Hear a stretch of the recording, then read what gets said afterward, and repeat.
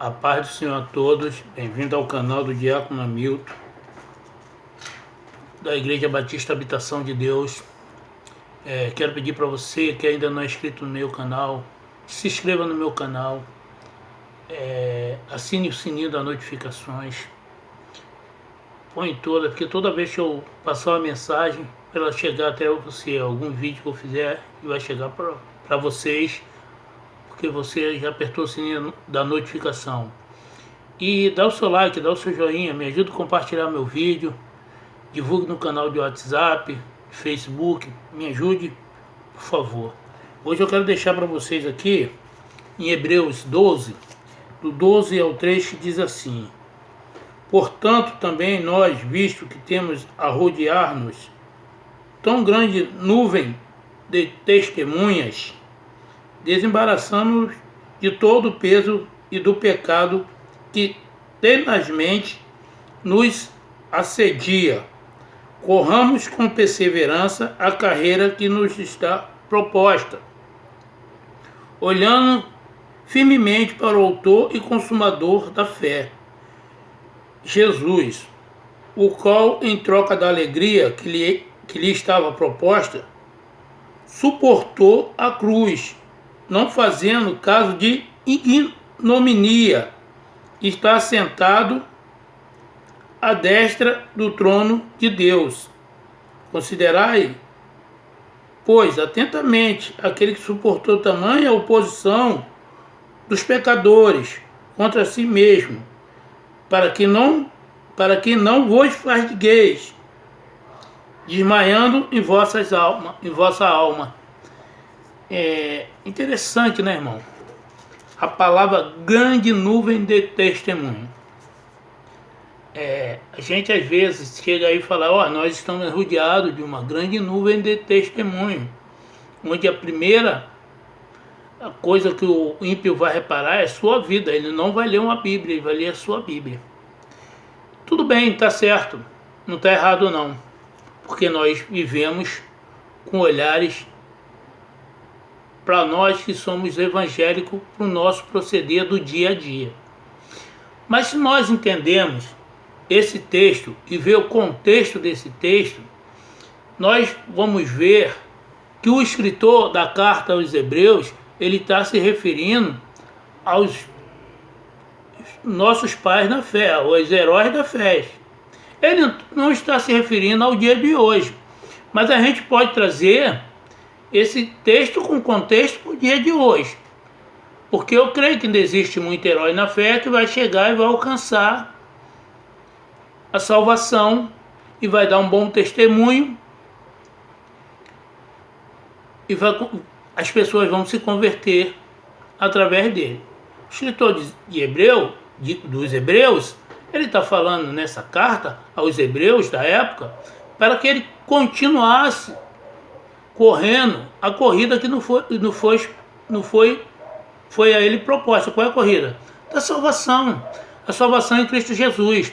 E ele vai relatar ainda, se você olhar um capítulo antes, no capítulo 11, ele vai citar os heróis da fé. Ele vem citando de Noé até Moisés. Esses homens que foram considerados heróis da fé. Samuel, Sansão, Davi. Ele vai relatar para eles, a carta que ele está escrevendo para os hebreus, que esses homens tinham que servir de exemplo para eles, para os hebreus, porque os hebreus tinham que se espelhar na vida dos patriarcas da nação de Israel. Era isso que o escritor estava falando. Olha, nós temos uma grande nuvem de testemunhos a nos rodear. São esses homens que não desistiram, mesmo em meio às perseguições. Aí ele vai falando, ele vai dando exemplo. Ele vai dando exemplo que Noé construiu uma arca, mesmo quando ainda não tinha chovido. Noé foi um herói da fé. Ele está falando isso no capítulo 11. Ele vai falar que Abraão, quando foi chamado, mesmo não vendo, acreditou em Deus, acreditou nas promessas de Deus na vida dele. Ele vai falar que Jacó antes de morrer, ele vai chamar os 2 filhos de José e abençoar eles. Ele vai falar também, o escritor dos Hebreus, que José, já sabendo que ia morrer, ele já viu o êxodo que ia acontecer, que no futuro Deus iria tirar os filhos dele da escravidão do Egito, e falou: olha, bota meus ossos num lugar separado e enterra na terra. Leva para a terra, enterra lá, onde Deus vai colocar vocês, naquela terra que emana leite e mel. Isso é fé, irmão. E a Bíblia fala que a fé é o firme fundamento das coisas que não se vê. Por isso esses homens eram grande nuvem de testemunho e tinha que servir de exemplo para os hebreus. E tem que servir de exemplo para nós também, irmão. Eu acredito no êxodo. Qual o êxodo que vai ter? O arrebatamento da igreja. Jesus vai voltar e vai buscar a sua igreja. Nós estamos de passagem. Vai chegar no momento que, pela fé, eu já vejo o arrebatamento da igreja. Pela fé, eu já vejo a minha salvação. Eu não vivo por vista, irmão. Eu vivo pela fé. A fé que tenho no nosso Senhor e Salvador Jesus Cristo. Eu creio que ele não passou em vão na cruz do Calvário. E nem seu sacrifício foi em vão. Hebreus 12, no verso 2, fala o quê? Olha, olhar firmemente por autor e consumador da fé, Jesus. Olha, temos que olhar firmemente para o autor e consumador da nossa fé, ao qual é Jesus Cristo, nosso Senhor e Salvador. Esse nós temos que olhar firmemente. A nossa fé tem que estar em Cristo, sempre firmada em Cristo. Não temos que olhar para nada. A Bíblia fala: não se divide nem para a direita nem para a esquerda. Então nós não temos que olhar nem para a direita nem para a esquerda. Nosso alvo é Jesus. O apóstolo Paulo falava o quê? Sigo para o alvo. Qual era o alvo de Paulo? Jesus. Jesus era o alvo de Paulo. E assim é a nossa vida. Nós temos que seguir para esse alvo que é Jesus. Amém, irmãos? Vamos continuar.